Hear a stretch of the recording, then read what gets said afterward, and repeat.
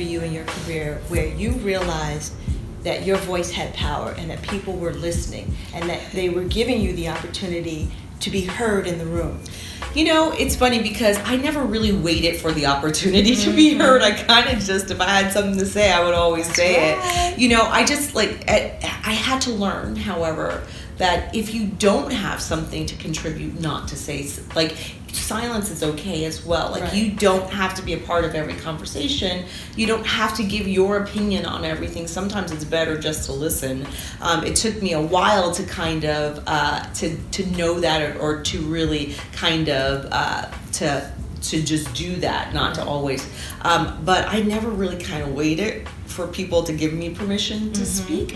I think it's kind of like in growing up, I was the one that they would always push forward to say, Karen, you ask. And so I just always ask, you know, and I just always am the person that speaks up, and I don't kind of wait for permission to do it. I never have. Have there been any roadblocks that you've had to kind of go over, go around, go under in regard to getting projects made, in regard to your talent and your choice in talent and having the work on board? You know, I think even at ABC, at one point, I didn't want to be the person who worked for the president of ABC Entertainment. I used to joke that my first name was Karen and my last name was it was Bob Iger, in Bob Iger's office. And I didn't want to do that anymore. I was seeing people around me get promoted. I wanted to be promoted. You know, I basically at one point was told that I was too kind of important to his office to move out of that role. So I realized that at that point, in order for me to be seen differently, I had to leave this company that I worked with for 9 years.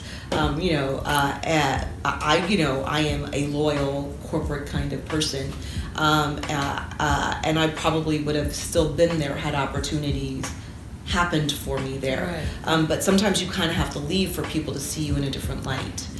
So I left ABC in order to kind of move into the executive ranks. So if there are roadblocks that ever are presented to me, I try real hard not to let them define me. You know, I try to do everything I can to go up, over, around, under, like you said, and not focus on those. You know, I think, you know, I have also balanced my family with my career. Family is more important to me than anything else. So at some point when I was at Disney, you know, it became very clear that to be the head of a department at that time, and I was pregnant with my second child, was not going to be an easy thing to do. So that's Nickelodeon had been pursuing me about coming and starting a writing program for them. And so I asked them if I could do it as a consultant as opposed to a full-time employee, so I could be a mom with my children as well. So sometimes you take a step away or a step back, or, you know, doing something else in order to make your life balanced, because that's really important for me. I'm glad that you brought up family, because as a woman in this business, you tend to make sacrifices. I remember having a conversation with Regina King years ago, before she had, or just after she had her son Ian, and she said, I've been in this business since I was a kid, but I realized that I'm a woman first, and if I don't stop to have a family or to live my life, it's going to pass me by. So do you feel like, you said family is first, that you've sacrificed, whether it's the career at one point or the family? How was it finding balance? How were you able to? You know what I always say is that being an executive makes me a better mom, because I don't have time to sweat the small stuff. You know, but being a mom also makes me a better executive, because I don't get stressed out about something that's happening in the office, because I saw my kid have to get stitches in his head when he was hit by a golf club by mistake, you know. So you learn to balance things, you know, and I think they each kind of help me be better at the other. I realized that you don't give. I was at a conference once, and I heard Ursula, I forget her last name, but she was CEO of Xerox at the time, and then she still maybe, I'm not sure. But anyway, she talked about how you can't give 100% to everything 100% of the time. So I would often say that sometimes work gets 50% and my family gets 50%, or work gets 80 and my family gets 20, or my family gets 90 and work gets 10, you know? Like, you have to figure out what that balance is. One thing I learned, however, that as I was doing that equation, the thing that got left out was me. So I was giving like 80% to my family, 20% to work, and I wasn't leaving anything for me. Right. So I now know that I need to, some of that time, put a little of that percentage in for Karen, because I'm no good to either family or work if I don't have the Karen taken care of. So that's the balance that you have to do as well. I want to talk about fear and how it plays a role maybe in this business in making decisions, because there are some people who are paralyzed by fear, and there are some people who are propelled by fear.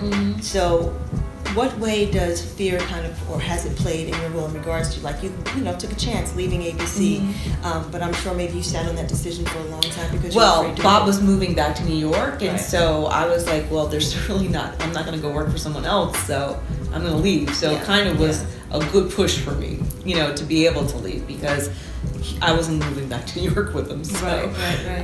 But fear, like, it depends, like, one for me, it's like I grew up poor. I don't want to be poor again, you know? So I'm a good worker because I want to keep my job, Absolutely, you know? absolutely. I don't ever want to be unemployed. I've been unemployed and it's no fun, you know? And I'm a hard ass worker, not just because I don't want to keep my job. I love what I do. I'm passionate about what I do. And I work hard for the things I do and the programs I oversee and for my team. But I also don't want to lose my job. So the fear of unemployment and poverty is the thing that I don't that motivates me.